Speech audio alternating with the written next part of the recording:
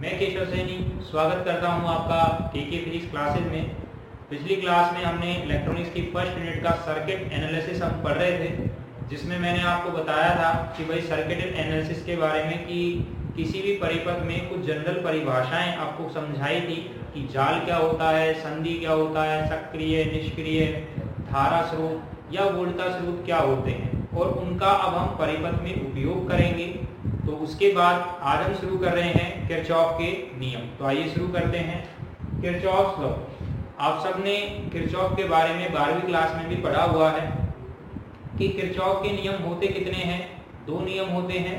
पहला नियम होता है धारा का नियम, दूसरा होता है वोल्टा का नियम। मैंने आपको पहले भी बताया था जब मैंने जनरल इंट्रोडक्शन बताया था सब्जेक्ट का कि आपने जो 12th क्लास में पढ़ा हुआ है किरचॉफ या उस प्रकार के नियम जो पढ़े हैं ओम्स वगैरह के, वो बहुत छोटे पढ़े हुए हैं, इनको विस्तार से डिटेल में नहीं पढ़ा हुआ है।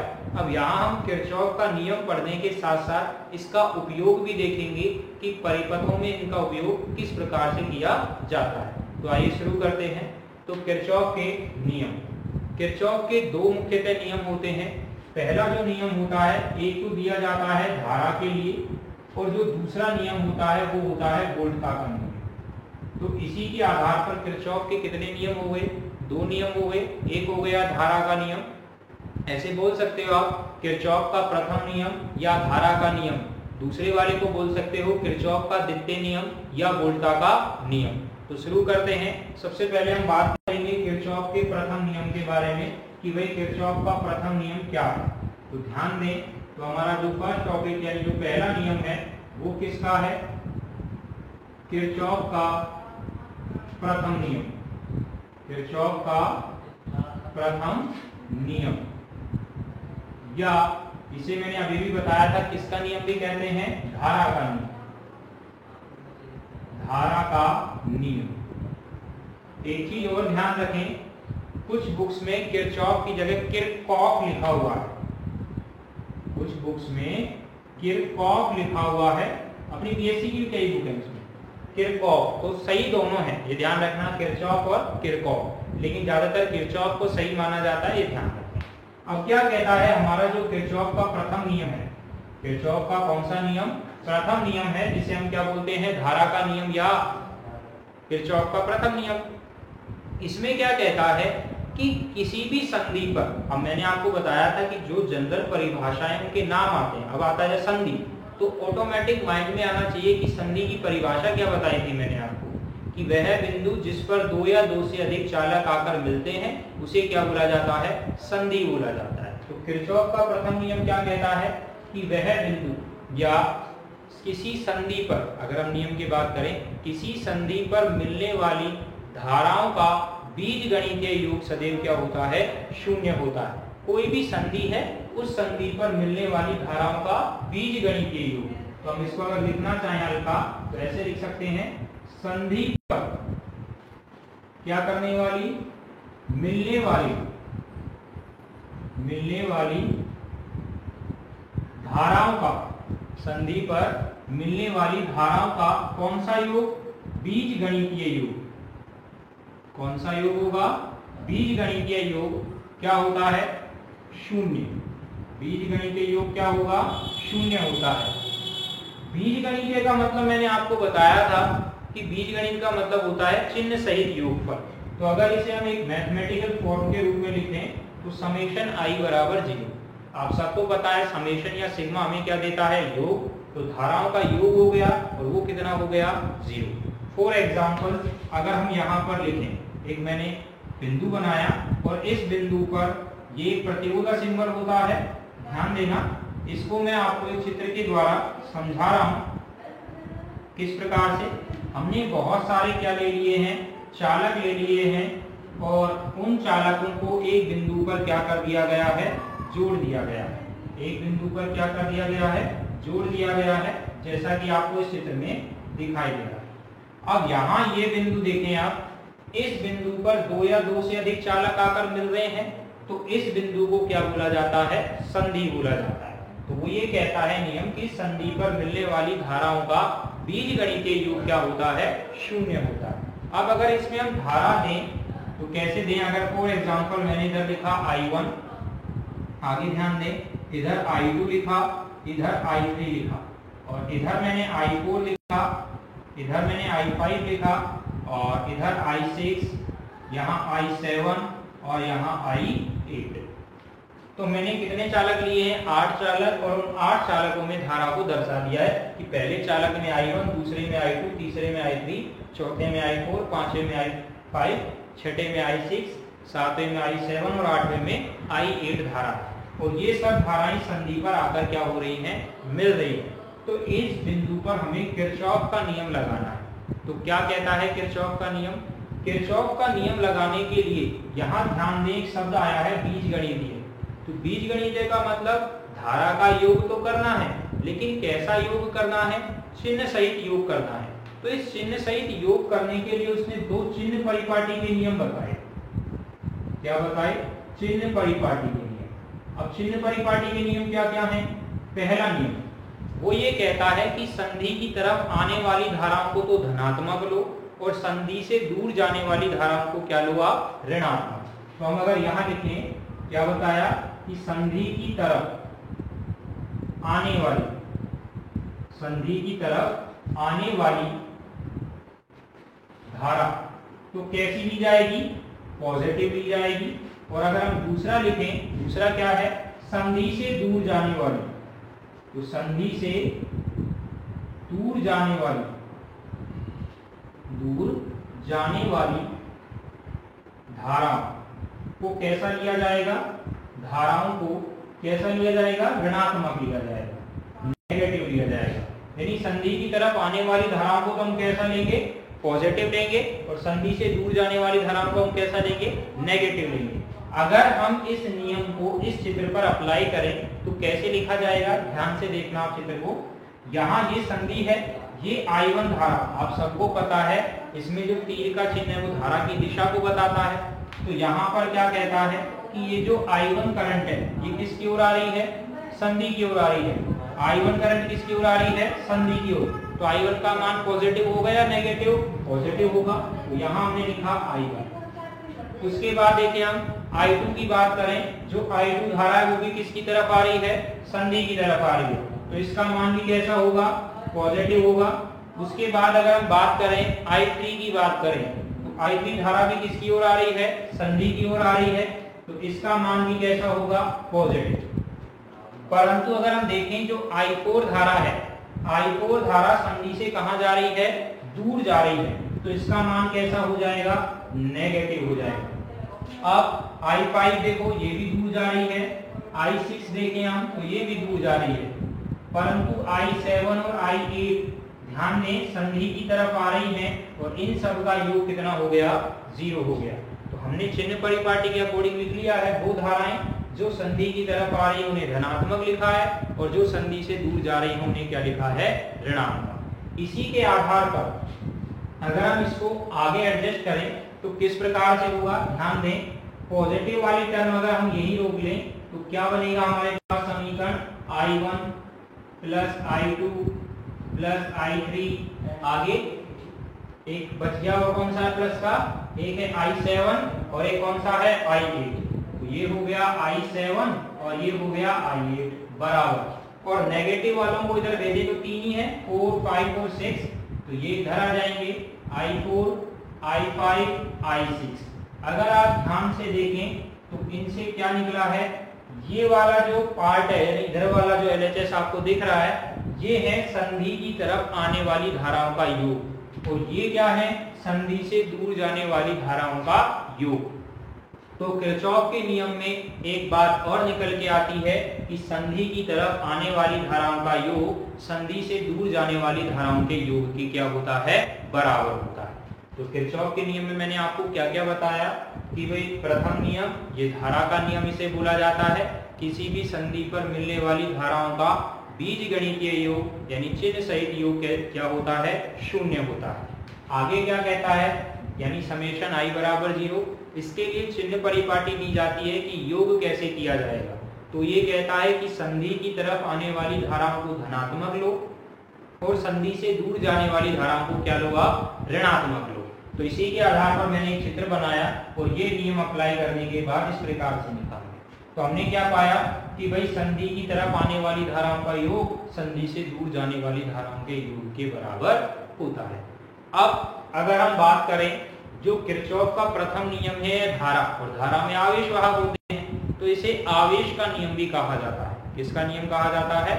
आवेश का नियम भी कहा जाता है। तो किरचॉफ के प्रथम नियम का दूसरा नाम भी है आवेश का नियम। एक चीज और याद रखें, किरचॉफ का जो ये नियम है ये खुले व बंद दोनों परिपथों में लागू होता है। कैसे कैसे परिपथों में? खुले और बंद दोनों परिपथों में लागू होता है। तो अब यहाँ पर खुले और बंद परिपथ क्या है? दो शब्द बोला है मैंने कि भाई ये तो एक तो खुले परिपथ में व एक बंद परिपथ में लागू होता है। तो अब ये खुला और बंद परिपथ क्या है ये ध्यान दें, इसको समझें आप। ये जो परिपथ दिख रहा है क्या ये कहीं से बंद है क्या, कवर्ड है क्या? नहीं, देखो सब अलग अलग दिख रहे हैं आपको। तो ऐसे परिपथ को कौन सा परिपथ बोला जाता है? खुला परिपथ बोला जाता है। ठीक है यहाँ तक। और दूसरा कौन सा है? बंद परिपथ। बंद परिपथ में क्या कहता है आपसे कि अगर हम एक बैटरी के द्वारा, इसके द्वारा एक बैटरी के द्वारा दो प्रतिरोध तार ले लें और उनको एक दूसरी बैटरी के द्वारा इस प्रकार से बंद कर दें, तो ध्यान दें इन बैटरी के कारण इसमें धारा बहेगी। तो ये जो परिपथ होगा ये कैसा परिपथ कहलाएगा? आपका बंद परिपथ। तो दोनों अंतर बता दिए मैंने आपको कि किरचॉफ का जो प्रथम नियम है वह खुले व बंद दोनों परिपथों में लागू होता है। इसे आवेश का नियम भी कहा जाता है। तो ये हो गया किरचॉफ का प्रथम नियम। इसके बाद अगर हम बात करें किरचॉफ के कौन से नियम की?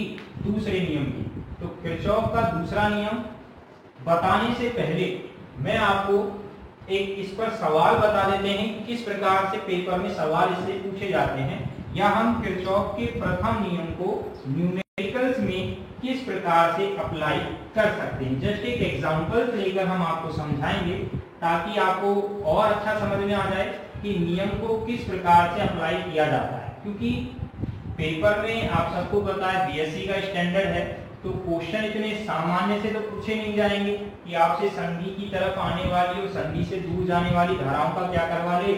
योग करवा ले। समझ रहे होगे आप मेरी बात को? तो इसके लिए क्या कहता है, एक क्वेश्चन देखते हैं और प्रथम नियम पर आधारित किस प्रकार से इसको सॉल्व किया जाता है। क्योंकि बीएससी का जो स्टैंडर्ड होता है वो इतना सामान्य तो होता नहीं है, आप सबको पता है कि क्वेश्चन बिल्कुल इजी पूछा जाए।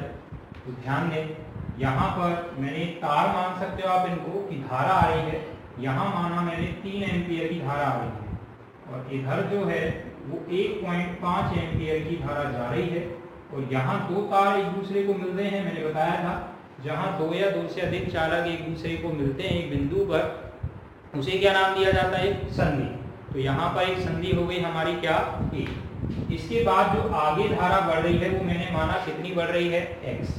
और यहाँ पर एक दूसरी संधि बनाई मैंने B, और ये बोला कि इस संधि B पर, इस संधि B से एक तार ऊपर की ओर जा रहा है और इसमें 1 एम्पियर की धारा, कितनी एम्पियर की धारा? 1 एम्पियर की धारा ऊपर की ओर जा रही है। उसके बाद मैंने क्या कहा कि भाई आगे हमने एक चालक ले लिया, तार है कैसे भी घुमा सकते हो आप। ये तीसरा हमने संधि ले लिया है क्या? C। और यहाँ पर दो तार एक दूसरे को आगे की ओर डिवाइड कर रहे हैं इस प्रकार से। ठीक है, यहाँ तक ये समझ में आ गया होगा आपको। तो अब क्या कहता है, यहाँ कितनी एम्पियर की धारा जा रही है? मैंने माना 0.25 एम्पियर की, और ये हो गया I, और इसमें जो धारा बह रही है वो मैंने माना Y। तो हमारा जो सवाल है क्वेश्चन में क्या कहता है कि धारा I का मान ज्ञात करो। धारा I का मान ज्ञात करो। मैंने आपको दो चीजें सिखाई थी कि जो किरचॉफ का प्रथम नियम है वह खुले और बंद दोनों परिपथों में लागू होता है और ये आवेश संरक्षण के नियम पर आधारित होता है। तो अब क्या कहता है, ये खुला परिपथ है, आपको पता है, दिख रहा है कहीं से बंद तो है नहीं। तो हमें इसमें किरचॉफ का प्रथम नियम लगाते हुए इसका उपयोग करते हुए धारा I का मान ज्ञात करना है। अब कई बच्चे बोलेंगे अभी से कि सर धारा I2 का मान क्यों, यानी जो किरचॉफ का द्वितीय नियम है उसको काम में क्यों नहीं ले सकते? क्योंकि किरचॉफ का द्वितीय नियम केवल बंद परिपथों में लागू होता है, क्योंकि वो बोल्ट्जमान का नियम है। जब सेकंड पढ़ाएंगे तो उसमें समझाएंगे। तो अब हमें इसको निकालना है धारा I को। तो धारा I का मान किस प्रकार से निकाला जा सकता है? धारा I देखो पीछे से कहां से आ रही है? एक संधि C से आ रही है, 3 संधियां A, B और C। कहां से आ रही है, सी। लेकिन सी में जो दो धाराएं, एक आ रही है वाई, लेकिन y का मान तो दे नहीं रखा, तो सबसे पहले y निकालना पड़ेगा। लेकिन y निकालने के लिए y कहां से आ रहा है, b से, तो हमें x निकालना पड़ेगा। तो यहाँ पर तीन, इसलिए मैंने क्वेश्चन को थोड़ा सा चेंजेस करके यहाँ पर तीन धाराएं हमें पहले निकालनी पड़ेगी। पहले x निकालना पड़ेगा, फिर y निकालना पड़ेगा, और लास्ट में जाकर किसकी वैल्यू निकालनी पड़ेगी, I की वैल्यू निकालनी पड़ेगी। तो कितनी संधियां हैं, तीन संधियों पर खुला परिपथ है, तो किरचॉफ का कौन सा नियम लगाना है, प्रथम नियम। तो हमने इसका जो आंसर है, जो इसका सॉल्यूशन है, उसमें हमने क्या लिखा, सबसे पहले इस पर संधि ए पर किरचॉफ के प्रथम नियम से,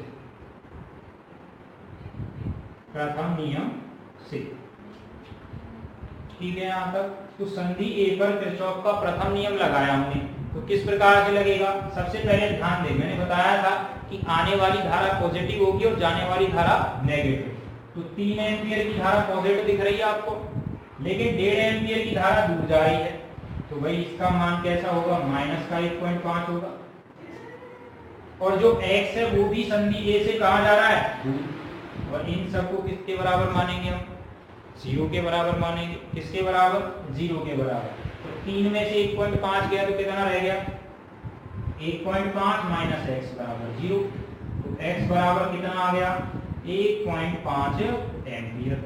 तो यानी जो यहाँ पर x है, हम इसको ऐसे लिख सकते हैं, जो x है उसकी वैल्यू आ गई है 1.5 एम्पियर। अब आगे बढ़ो, अब हमें कौन सी संधि पर जाना है इसके बाद, अब हम जाएंगे संधि B पर। तो हमने लिखना संधि B पर, तो संधि B पर लगाएंगे तब क्या आएगा, ध्यान दें। तो अब 1.5 संधि B की ओर आ रहा है तो पॉजिटिव होगा, परंतु 1 एम्पियर की धारा संधि से कहां जा रही है, दूर जा रही है B से, तो वो नेगेटिव होगी। और यहाँ पर y भी संधि B से दूर जा रहा है, तो उसका मान भी नेगेटिव होगा, बराबर कितना होगा, 0। तो 1.5 में से 1 गया तो कितना रह गया, 0.5 रह जाएगा, माइनस y बराबर 0। तो यहाँ से y बराबर कितना आ गया, 0.5 एम्पियर। तो यहाँ y की वैल्यू क्या आ गई हमारी, y बराबर आ गया 0.5 एम्पियर। तो हमने यहाँ पर लिखा y बराबर 0.5 एम्पियर। अब हमें धारा I की वैल्यू चाहिए, क्योंकि हमें तो सिर्फ I चाहिए। तो हमने लिखा कौन सी संधि पर, संधि C पर। तो संधि C पर हम लिखेंगे, तब कैसे लिखेंगे, ध्यान दें इसको। तो 0.5 C संधि की ओर आ रहा है, तो इसकी वैल्यू तो कैसी होगी, पॉजिटिव। लेकिन जो 0.25 एम्पियर है वो संधि से कहां जा रहा है, दूर, तो इसकी वैल्यू नेगेटिव हो जाएगी। और जो I है वो भी संधि से C से कहां जा रहा है, दूर, तो इसका मान भी नेगेटिव। अगर हम इसको हल करेंगे तो यहाँ पर 0.25 मिलेगा, माइनस I बराबर 0। तो I बराबर कितना मिलेगा, ये इधर आएगा पॉजिटिव, तो 0.25 एम्पियर। तो कहने का मतलब इस सवाल में जो हमें I की वैल्यू निकालनी थी वो कितनी आई है, 0.25 एम्पियर आई है। तो इस प्रकार से किरचॉफ के प्रथम नियम पर खुले व बंद परिपथ में, तो ये तो खुला परिपथ में हो गया, जब मैं आपको इसके सवाल बताऊंगा तो उसमें बंद परिपथ में भी आपको सिखाएंगे। तो अब हम बात करते हैं, ये तो हो गया किरचॉफ का प्रथम नियम। अब इसके बाद हम बात करेंगे किरचॉफ के द्वितीय नियम को क्या कहते हैं।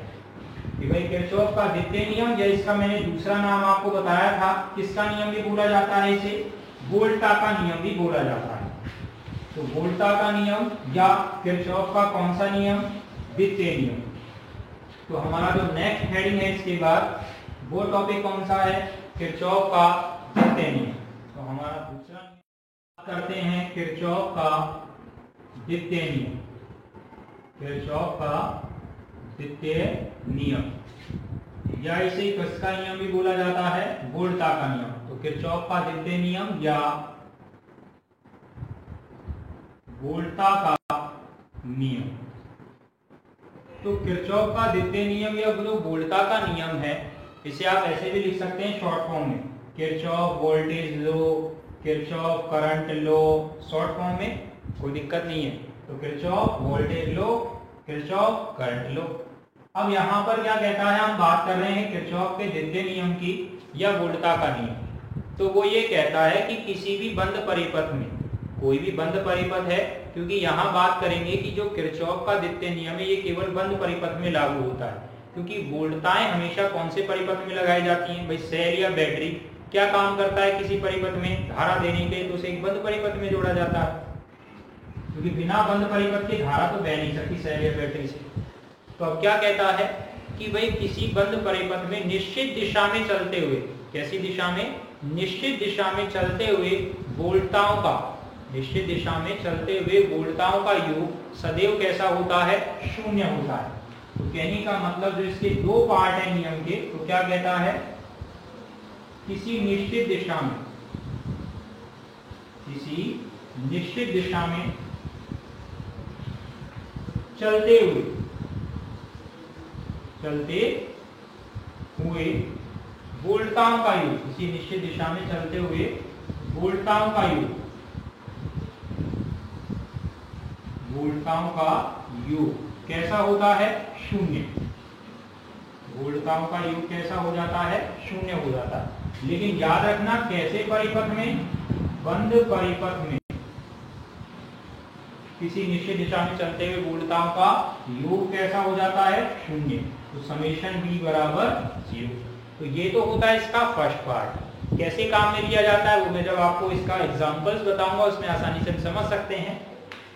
दूसरा क्या कहता है, अगर हम इसके अथवा करके इसके दूसरे टाइप के नियम में भी बात करें तो क्या कहता है कि किसी बंद परिपथ में, तो वो भी बंद परिपथ में लागू होता है, किसी बंद परिपथ में उपस्थित विद्युत वाहक बलों का योग, तो उस बंद परिपथ में जितने भी विद्युत वाहक बल हैं, विद्युत वाहक बलों का योग, आसान लैंग्वेज में बोले जितने स्रोत, यानी कहने का मतलब जो बैटरी लगे हुई है उन पर जो मान है, विद्युत वाहक बलों का योग उस बंद परिपथ में उपस्थित प्रतिरोधों पर वोल्टाओं के योग के क्या होता है, बराबर होता है। तो किसी बंद परिपथ में उपस्थित विद्युत वाहक बलों का योग, किसी बंद परिपथ में उपस्थित विद्युत वाहक बलों का योग उस बंद परिपथ में उपस्थित प्रतिरोधों पर वोल्टाओं के योग या विभवांतर, आसान भाषा में विभवांतर दे सकते हैं, विभवांतर के योग के बराबर होता है। तो विभवांतर किससे आता है, उस प्रतिरोध पर धारा और उस प्रतिरोध का मान।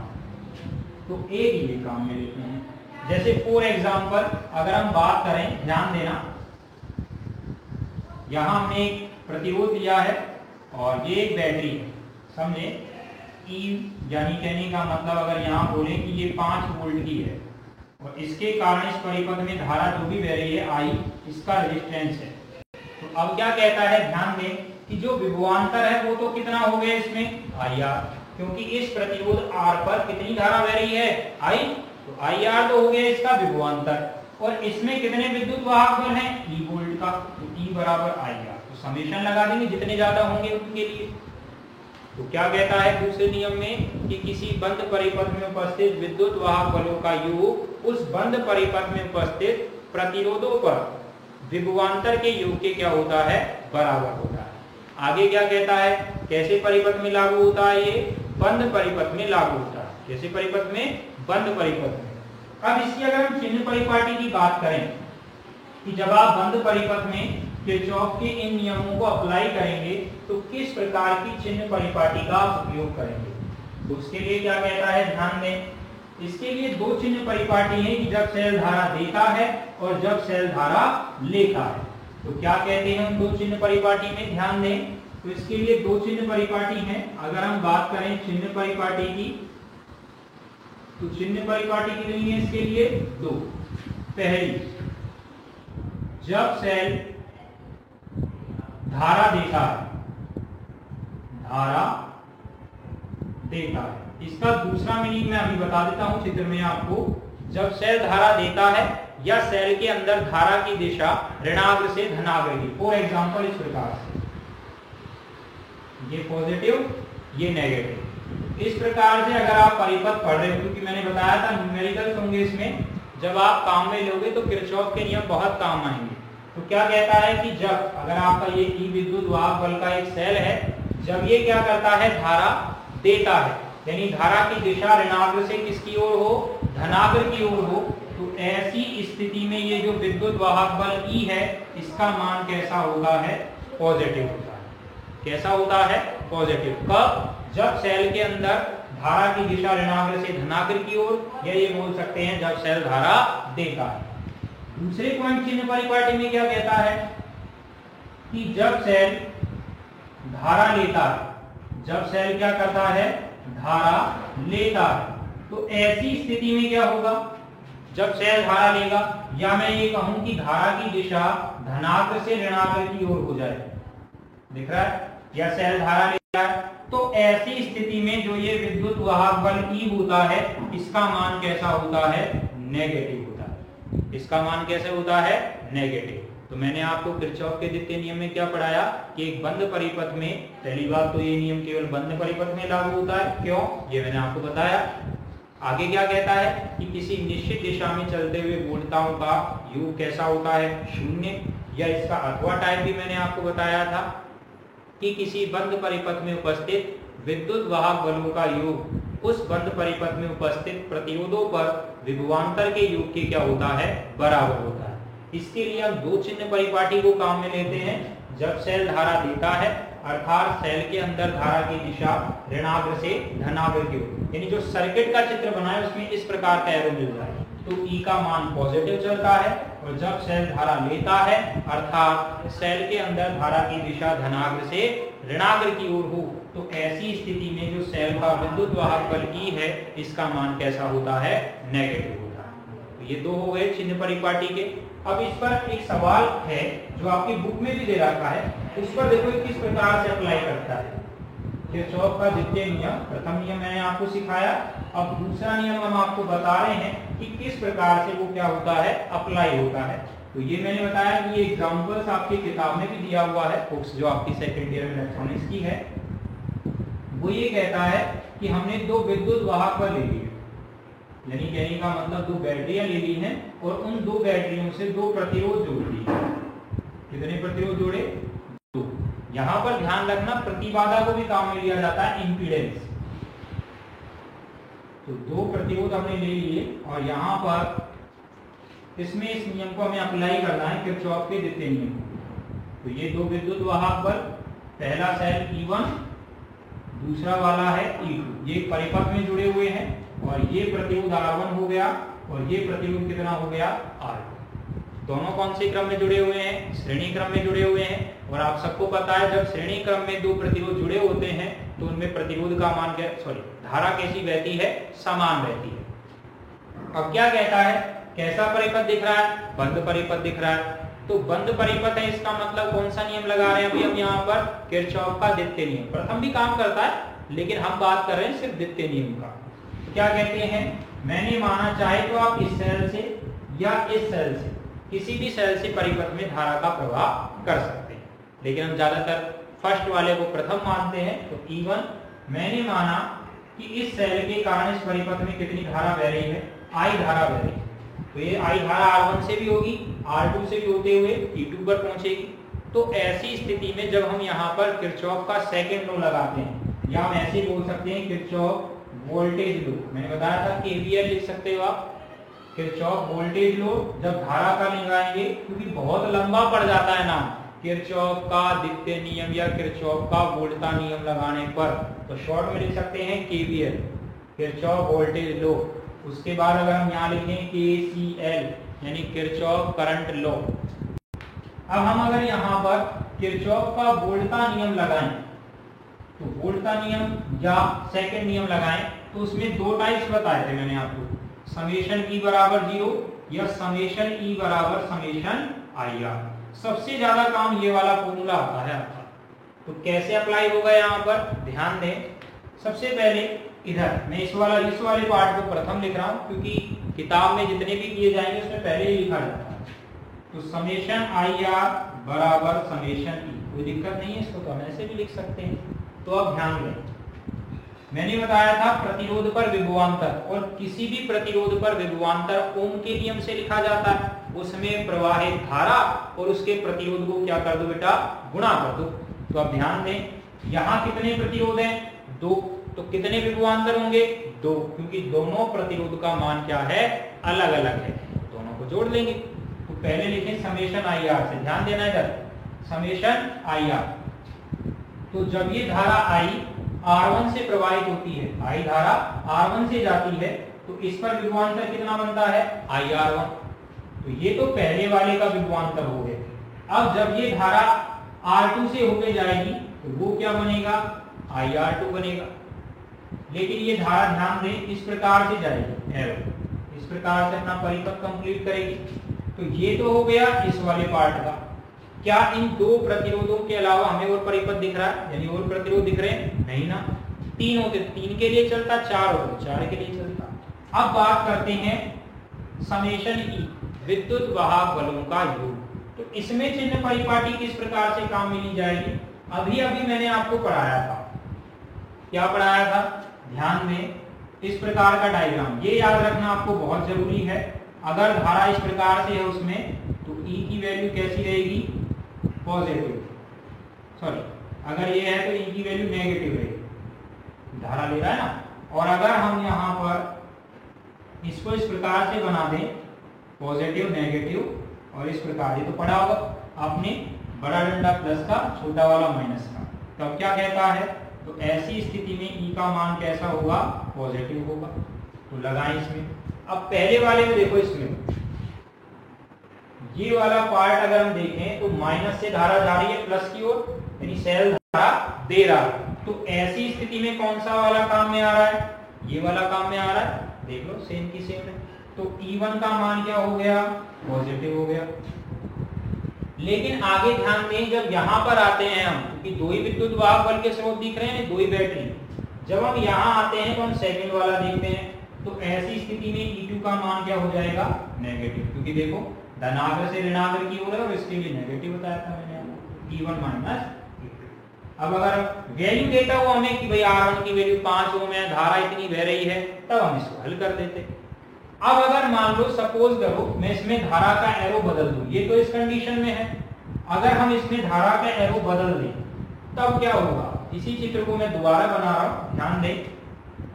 अगर हम इसमें धारा का एरो बदल दें, यानी पहले कौन धारा दे रहा था? E1। अगर हम ये कहें कि भाई E2 धारा दे रहा है, तो ऐसी स्थिति में क्या होगा? ध्यान दें, समझने का प्रयास करेंगे हम इसमें भी, क्योंकि परिपथ में धारा आप अपने हिसाब से दे सकते हैं। इसमें R1 R2, तो अब मैंने माना कि धारा कौन दे रहा है? E2। कितनी धारा दे रहा है? I। तो ऐसी स्थिति में इसमें कोई फर्क पड़ेगा क्या? नहीं, क्योंकि जो R1 R2 है वो कैसी प्रतिबाधाएं हैं? द्विपार्श्विक प्रतिबाधा। मैंने परिभाषा में समझाया था इसका मतलब कि इसमें फर्क नहीं पड़ता है, चाहे धारा इधर से ले लो या दूसरे सिरे से ले लो, प्रतिरोध के मान पर कोई प्रभाव नहीं पड़ेगा धारा की दिशा यहाँ पर देने का। इसलिए इसे कैसी प्रतिबाधा बोला जाता है? द्विपार्श्विक। और भी बताया था संधारित्र, प्रेरकत्व, ये कैसे हैं? द्विपार्श्विक प्रतिबाधा के उदाहरण। तो अब आगे क्या कहता है? जब हम इसमें किरचॉफ का वोल्टेज लॉ लगाते हैं तब क्या होता है? तो ये वाला तो वही बनेगा, अब की बार IR2 पहले आ जाएगा प्लस IR1 आ जाएगा। लेकिन यहां ध्यान दें आप, E2 पॉजिटिव हो जाएगा और E1 नेगेटिव, क्योंकि इसमें प्लस से माइनस है। तो E2 पॉजिटिव हो जाएगा और E1 क्या हो जाएगा? नेगेटिव। क्योंकि जब मैंने आपको लूप या पाश के बारे में समझाया था परिभाषाओं में, तो उसमें मैंने आपको बताया था कि लूप या पाश आपके ऊपर निर्भर करता है कि आप लूप या पाश किसी भी परिपथ में किस प्रकार से लेते हैं। तो ये हो गया हमारा किसका नियम? किरचॉफ का द्वितीय नियम। तो ये मैंने आपको समझा दिया। अब उसके बाद एक परिभाषा आती है, उससे पहले हम प्रतिबाधा के बारे में बात करेंगे कि भाई प्रतिबाधा क्या होती है? इम्पीडेंस। मैंने बताया था कि प्रतिबाधा का मतलब ये होता है कि यदि किसी परिपथ में R, L और C तीनों अवयव जुड़े हों तो उसे परिपथ की संयुक्त प्रतिबाधा बोला जाता है। यह बहुत ज्यादा इम्पीडेंस होता है। अब एक परिभाषा और चलती है प्रतिबाधा के बाद, प्रवेश्यता। प्रवेश्यता का मतलब, छोटी क्लास में आपने इसकी परिभाषा के बारे में सुना होगा, इसे हम Y से डिनोट करते हैं। और ये कहा जाता है कि प्रतिबाधा के व्युत्क्रम को, किसके व्युत्क्रम को? प्रतिबाधा के व्युत्क्रम को ही क्या कहा जाता है? प्रवेशिता कहा जाता है। तो यहां पर तो ये हो गया कि भाई प्रवेशिता का मतलब होता है प्रतिबाधा के व्युत्क्रम को ही क्या कहा जाता है? प्रवेशिता कहा जाता है। तो ये जनरल से एक परिभाषा थी जो बीच में आगे हमें काम आएगी, मैंने आपको बता दिया। अब इसके बाद किरचॉफ के जो नियम हमने पढ़े हैं, प्रथम नियम द्वितीय नियम, दोनों के उदाहरण मैंने आपको बता दिए। अब इनका किसी भी परिपथ में किस प्रकार से उपयोग में लिया जाता है उसके बारे में चर्चा करते हैं। तो शुरू करते हैं। प्रतिबाधा और प्रवेशिता के बारे में बताया था। अब हम बात करते हैं किरचॉफ के नियम का परिपथ विश्लेषण। इसके बाद जो हमारा टॉपिक आता है वो आता है किरचॉफ के नियम का परिपथ विश्लेषण। कौन सा विश्लेषण? परिपथ विश्लेषण। अगर आसान शब्दों में कहूं तो इसका मतलब क्या है कि किरचॉफ के नियम का परिपथ विश्लेषण। कहने का मतलब कि किरचॉफ के जो नियम हैं इनका उपयोग किस प्रकार से किया जाता है। तो दो चीजें हैं विश्लेषण में। पहला है संधि या नोड विश्लेषण, संधि या नोड विश्लेषण, और जो दूसरा आता है वो आता है लूप या पाश, लूप या पाश विश्लेषण। तो इन दोनों को हम पढ़ेंगे। तो सबसे पहले हम बात करते हैं संधि या नोड विश्लेषण। इसका उपयोग क्या है संधि या नोड विश्लेषण का? कि दो संधियों के बीच में विभवांतर का मान ज्ञात करने के लिए या वोल्टताओं का अंतर ज्ञात करने के लिए इस विश्लेषण को काम में लिया जाता है। तो किस प्रकार से इसका उपयोग किया जाता है तो ध्यान दें। तो इसके लिए हम सबसे पहले फर्स्ट वाला पढ़ रहे हैं, संधि या नोड का विश्लेषण। तो हम विश्लेषण में सबसे पहले कौन सा पढ़ेंगे? तो सबसे फर्स्ट हम पढ़ेंगे संधि या नोड का विश्लेषण। संधि या नोड का विश्लेषण। तो इसमें क्या कहता है वो आपसे, उसने एक परिपथ चित्र बनाया और एक परिपथ चित्र में एक विद्युत वाहक बल E को लगाकर उसके साथ तीन प्रवेशिताओं को जोड़ा गया। अब ये भी बताया था प्रवेशिता प्रतिबाधा का व्युत्क्रम। एक Y1 हो गई, दूसरी प्रवेशिता उसने जोड़ी Y2, तीसरी प्रवेशिता यहां पर उसने जोड़ी है जिसे हमने नाम दिया है Y3, और उसके बाद ये Y1 हो गया, Y2 हो गया, Y3 हो गया। यहां जो उसने प्रवेशिता जोड़ी है उसे हमने नाम दे दिया Y4, और लास्ट में जो प्रवेशिता हमने जोड़ी है उसका नाम दे दिया हमने क्या? Y5। ठीक है यहाँ तक। तो अब उसके बाद Y1 हो गया, Y2 हो गया, Y3 हो गया और Y4, Y1, Y2, Y3, Y4 और Y5, ये प्रवेशिताएं हमने जोड़ी है। ये प्लस माइनस और ये हो गया E, एक विद्युत वाहक बल का स्रोत। यहाँ पर हमने एक संधि ले ली है A और एक दूसरी संधि ले ली है B। तो हमें दो संधियों के बीच में क्या ज्ञात करना है? विभवांतर या वोल्टताओं का अंतर ज्ञात करना है। अब उसके बाद वो ये कहता है इसमें से देखो एक संधि यहाँ बन रही है, यहाँ भी बन रही है, इनमें से किसी को भूसंपर्कित कर दो। भूसंपर्कित का मतलब ग्राउंडेड कर दिया। क्या कर दिया? ग्राउंडेड। तो वो हो गया आपका O। इसे भूसंपर्कित संधि या निर्देश संधि भी बोला जाता है। अब उसके बाद अगर हम बात करें इसमें किस प्रकार से लिखा जाएगा, हमें यहाँ पर संधि का नियम लगाना है क्योंकि संधि या नोड का परिविश्लेषण है। तो संधि या नोड के लिए हमें एक संधि A एक संधि B, दोनों पर वोल्टताओं का मान निकालना है और फिर दोनों का क्या करना है? अंतर करना है। तो वो होगा आपका नोड या संधि विश्लेषण। तो इसके लिए क्या कहता है? आपने ओम का नियम पढ़ा है, I बराबर V बटे R। एक बार समझ लें फिर उसके बाद हम लिखें। I बराबर V बटे R, या यहाँ से R की जगह यहाँ प्रतिबाधा Z, और अभी बताया था आपको 1/Z किसके बराबर होता है? Y के। तो यहाँ V और Y हो गया। और साथ साथ एक चीज और याद रखें, V की जगह यहाँ चित्र में कौन चल रहा है? E चल रहा है। ये सब चीजें मैंने एक सुविधा के लिए कहने का मतलब, ताकि जब हम समीकरण लिखें आप कंफ्यूजन में ना हो किसी प्रकार से। तो I बराबर V बटे R ओम का नियम। प्रतिरोध की जगह क्या चलती है? प्रतिबाधा। 1/Z प्रतिबाधा का व्युत्क्रम प्रवेशिता। परंतु इस चित्र में हमने बी नहीं दर्शाई है, वोल्टेज विद्युत वाहक बल लिया है ई, तो यहाँ पर ये ई हो गया और ये वाई हो गया। तो धारा किस प्रकार से लिखी जाएगी यहाँ पर, इन प्रकार से, यानी अगर यहाँ पर हम वाई, क्लियर है यहाँ तक। अब उसके बाद अगर यहाँ धारा की बात करें तो यहाँ I1, यहाँ I2, और इसमें बात करें तो I3, इसमें बात करें तो I4 और इसमें बात करें तो I5। ये कल्पना करके हमने धारा मान ली है।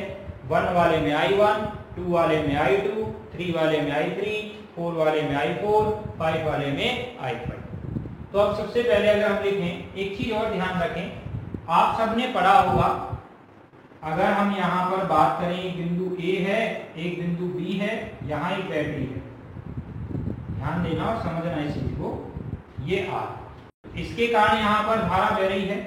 आप सबने पढ़ा है कि धारा का मान A से B क्यों प्रवाहित हो रहा है, क्योंकि A पर वोल्टता का मान क्या है, ज्यादा है, और B पर वोल्टता का मान कम है। क्योंकि धारा का प्रवाह एक बिंदु से दूसरे बिंदु तक तब होता है जब एक बिंदु पर वोल्टता का मान उच्च हो और दूसरे बिंदु पर वोल्टता का मान निम्न हो। यानी A से B पर धारा तभी जा रही है जब A पर वोल्टता का मान ज्यादा है, B पर वोल्टता का मान क्या है, कम है। तो ऐसी स्थिति में A से B की ओर प्रवाहित हो रही है क्या, करंट। अब यहाँ पर भी अगर हम बात करें, उसके बाद ध्यान दें किस प्रकार से, ये तो मैंने आपको समझा दिया। अब हम इन बिंदुओं पर विद्युत वाहक बल माने, क्या माने, विद्युत वाहक बल। तो ध्यान देना, अगर मैं A बिंदु पर विद्युत वाहक बल मान लूं EA, और ये जो आपका B वाला था इस पर मान लिया EB, ये 0 हो ही गया। तो सबसे पहले अगर हम लिखें संधि A पर, किस पर, संधि A पर किरचॉफ करंट, या संधि A पर लिख सकते हो, या इसको ऐसे कर लें आप, सबसे पहले हम वैल्यू निकाल लेते हैं, धारा की वैल्यू निकाल लेते हैं। तो सबसे पहले हमने लिखा I1, क्या लिखा, I1। भाई Y1 में कितनी धारा जा रही है, I1 जा रही है, ये हमने लिख लिया। अब ध्यान दें, विद्युत वाहक बल का स्रोत EA, दो बिंदु है हमारे पास, एक ये E है और यहाँ पर A पर विद्युत वाहक बल हमने क्या माना है, E। तो इन दोनों के बीच में विभवांतर का डिफरेंस कितना है, समझे, अभी भी बताया था बेटा, ये R ये बैटरी से जुड़ा हुआ था अभी, है ना। तो ये बिंदु तो हो गया आपका E वाला, यहाँ विभवांतर या विद्युत वाहक बल कितना है, E, और इस बिंदु पर है EA। धारा जा रही है E से EA की ओर, धारा जा रही है E से EA की ओर। तो बड़ा कौन है, E, छोटा कौन है, EA। दोनों का अंतर निकालना है, डिफरेंस। तो बड़े में से क्या घटाया जाएगा, छोटा, तो E माइनस क्या किया जाएगा, EA। एक बार फिर देखें, यहाँ पर विद्युत वाहक बल का स्रोत E है, तो यहाँ तो बड़ा मान E है। अब इसके कारण इसमें धारा बहेगी, इस बैटरी के कारण, इस प्रतिरोध में, तो यहाँ तक पहुंचेगी। इस बिंदु A पर हमने माना है कि विद्युत वाहक बल कितना है, EA, तो भाई ये हो गया। तो इन दोनों के बीच में अंतर कितना है, डिफरेंस। तो EA छोटा होगा, E बड़ा होगा, क्योंकि हमेशा विभवांतर या वोल्टा उच्च से कहां चलती है, निम्न की ओर। तो ये कैसा लिखा जाएगा, E माइनस EA, और प्रवेशिता कितनी है वो, Y1। क्लियर, आगे ध्यान दो। सेम ऐसे जब हम I2 लिखेंगे, क्या लिखेंगे, I2, तो I2 में ध्यान दें, अब I2 कहां पर आ रही है, Y2 पर आ रही है, और ये किस किस बिंदु के बीच में है, A और B के बीच में। धारा का एरो देखें, A से B की ओर, तो बड़ा कौन होगा, EA बड़ा होगा और EB क्या होगा, छोटा, क्योंकि धारा A से B की ओर जा रही है। तो ये लिखा EA माइनस EB, और ये हो गया Y2। तीसरा अगर हम देखें I3, तो I3 में क्या होगा, यहां पर देखो धारा A से नीचे की ओर जा रही है, और इसे मैंने बताया था भूसंपर्कित किया है, ग्राउंडेड, और जब ग्राउंडेड होगा तो इस पर विद्युत वाहक बल का मान कितना चलेगा, 0। तो वो कैसे होगा, ध्यान देना। तो EA बड़ा हो गया और माइनस 0, और ये क्या हो गया आपका Y3। ठीक है यहाँ तक। तो ये हमने कितने लिख लिए, 3 लिख लिए। अब कौन कौन से रह गए, 2 रह गए, तो वो लिखें आप। अब चौथा आएगा I4, तो I4 कैसे लिखा जाएगा, ई भी बड़ा है, यहाँ वही 0 चल रहा है पूरा समुद्र के, क्योंकि यहाँ पे जुड़ा हुआ है, तो ये कैसे लिखा जाएगा, ई बी माइनस 0 y4, और अगर लास्ट वाला लिखें I5 तो ये क्या होगा, वही ई बी माइनस क्या 0 y5। समझ में आ गया होगा, एक बार फिर देख लें। हमें धारा लिखनी है सबसे पहले इस परिपथ में हर एक प्रवेशिता पर, तो मैंने ये मानी है कि भाई y1 वाले पर I1, y2 वाले पर I2, इस पर I3, इस पर I4 और इस पर I5। अब A पर हमने जो संधि A है उस पर विद्युत वाहक बल EA माना है और B पर EB माना है। तो कैसे लिखा जाता है, जो दो संधियों के बीच में एक बैटरी E है और एक A, इन दोनों के बीच जो विभवांतर होगा उन दोनों का अंतर होगा, क्योंकि विभवांतर या करंट वहां फ्लो होता है जहां उच्च से निम्न की ओर। तो E बड़ा हो गया, A छोटा हो गया, तो कैसे लिखा धारा के लिए, I बराबर V बटे R, R की जगह प्रतिबाधा Z, 1/Z प्रतिबाधा का व्युत्क्रम प्रवेशिता, परंतु इस चित्र में B की जगह हम P ले रहे हैं, तो अगर B लेते तो B भी लिख सकते थे। तो अब पहले देखिए I1 प्रवेशिता, यानी जो Y1 प्रवेशिता है उसमें I1 धारा कैसे बह रही है, तो I1, अब यहाँ विद्युत वाहक बल E बड़ा, ये छोटा Y1, I2 बराबर, इन दोनों में देखो धारा A से B की ओर जा रही है, तो A बड़ा B छोटा। उसके बाद तीसरा देखा हमने I3 में ये तो भूसंपर्कित हो गया, ये है नीचे की ओर धारा है, Y3 हो गया। ऐसे हमने I4 और ऐसे ही क्या लिखा I5। अब उसके बाद आपको कुछ नहीं करना है, दो संधियों पर नियम लगाने हैं। कौन कौन सी संधि पर नियम लगाना है वो ध्यान दें। सबसे पहले हमने लगाया संधि A पर किरचॉफ करंट लॉ से, मैंने बताया था शॉर्ट में लिख सकते हो आप KCL। अब ध्यान दें संधि A पर, तो संधि A पर कौन कौन सी धाराएं आ रही हैं ध्यान देना, I1 आ रही है, I2 जा रही है और I3 जा रही है। तो इसका मतलब I1 की वैल्यू तो कैसी होगी, पॉजिटिव, I2 की वैल्यू नेगेटिव, संधि से दूर जा रही है, जबकि I3 भी दूर जा रही है, तो इसका मान भी 0 बराबर 0, समेशन I बराबर 0। तीनों की वैल्यू है, I1 भी है, I2 भी और I3 भी रखो। तो जब हम इसमें वैल्यू पुटअप करेंगे तो ध्यान दें कि इस प्रकार से हमारे पास मान मिलेगा। पहले हमने ये लिखा, तो ये आएगा E minus EA Y1 minus, और I2 की वैल्यू क्या आएगी, EA माइनस EB, और ये हो जाएगा Y2। और यहाँ पर ध्यान दें ये तो 0 घटेगा तो ये रहेगा EA Y3 बराबर 0। अब इसको एक बार ध्यान दें, Y1 EA का टर्म एक घेरा और एक घेरा, तो इनको एक साथ लिखना है हमें, तो कैसे लिखेंगे, EY1 EA Y1 खोल दो इसको, EA Y2 minus minus plus EB Y2, आगे ध्यान दें, और ये हो गया माइनस EA Y3 बराबर 0। अब पहले हमने लिखा EA की टर्म एक साथ, तो EA में पॉजिटिव कौन सा दिख रहा है आपको, एक minute, E minus EA Y1 हो गया ना, तो ये गुना कर दिया, एक बार फिर देख लो, Y1 हो गया, ये माइनस में, ये minus EA Y2 minus minus plus EB Y2 हो गया माइनस EA Y3 बराबर 0। अब यहाँ पर देखें, सबसे पहले अगर हम Y1 की टर्म लिखें, किसकी टर्म लिखें, Y1 की, यानी EA कॉमन लेकर, तो एक टर्म EA का घेरा, एक घेरा और एक घेरा। तो अगर हम इसमें से, तो ये बनेगा Y1 प्लस Y2, ध्यान देना, और आगे क्या बनेगा, ये Y1 हो गया, ये Y2 हो गया और ये Y3। माइनस कहाँ गया, माइनस मैंने कॉमन ले लिया, कैसे कॉमन लिया है, ऐसे देखो, ये लिख सकते हैं माइनस, और ये क्या लिखा जा सकता है, Y1 Y2 Y3, और यहाँ क्या हो गया, ये EA।